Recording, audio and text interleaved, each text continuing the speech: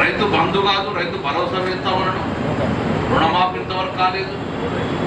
రైతు బందే వస్తుంది, రైతు భరోసా వచ్చే పరిస్థితి లేదు.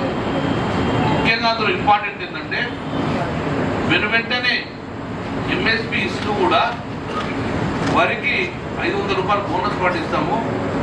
దాని ఎగ్జాంపుల్గా ఛత్తీస్గఢ్లో ఎలా ఇస్తుండ్రో అలానే ఇక్కడ ఇస్తామని చెప్పేసి ప్రజలకు హామీ ఇవ్వడం జరిగింది.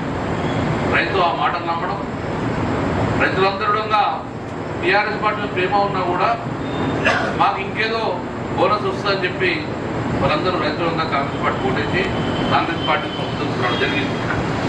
కానీ ఈరోజు మళ్ళీ ప్రభుత్వం మాట మార్చే ప్రయత్నం చేస్తుంది.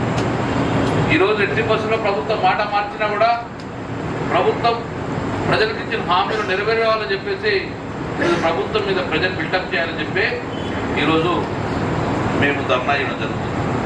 ఈ ధర్నా వలన ప్రభుత్వం కాంగ్రెస్ ప్రభుత్వం పునరాలోచించుకోవాలి, రైతుకు ఇస్తాన హామీని నెరవేర్చాలి.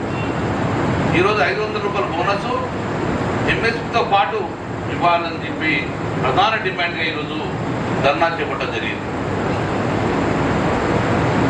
OPMS online procurement management scheme, OPMS ద్వారా రైతుల కొనుగోలు జరుగుతుంది. ఆ కొనుగోలులో దానికి అడిషనల్గా 500 రూపాయలతోటి రైతు అకౌంట్లో డబ్బులు వేయాలని చెప్పి ఒక ప్రధాన డిమాండ్. ఎంఎస్పి 2200 రూపాయలతో పాటు ఈ 500 రూపాయలు అడిషనల్గా బేషరతుగా, అంటే ఎవరికి కూడా కండిషన్ లేకుండా, ఎలాంటి కండిషన్ లేకుండా వారికి ప్రతి ఒక్క అకౌంట్లో ప్రతి క్వింటాలకు 5 రూపాయలు బోనస్ ఇవ్వాలి. కానీ ఈరోజు సన్నబట్టకే ఇస్తాడు. ప్రభుత్వాన్ని సూటిగా ఒక ప్రశ్న అడుగుతున్నాను, సన్నబట్టలను నువ్వు ఎట్లా గుర్తిస్తారు? ఓపీఎంఎస్ కాలంలో ఎక్కడ సన్నబట్టలు లేవు. గ్రేడ్ 1 ఉంటుంది, గ్రేడ్ ఏ ఉంటుంది, కామన్ ఉంటుంది. ఇంతకుముందు హెచ్ఎంటీ కానీ బీపీటీ కానీ ఇవన్నిటి కూడా గ్రేడ్ 1 కింద చేస్తారు. అలా సన్నాలు ఉంటాయి, దొడ్డులు ఉంటాయి. కానీ సన్న రకాల ఖైదులు చెప్పేసి మీరు ఎలా డిఫరెంట్ చేయగలుగుతారు? చేయలేరు.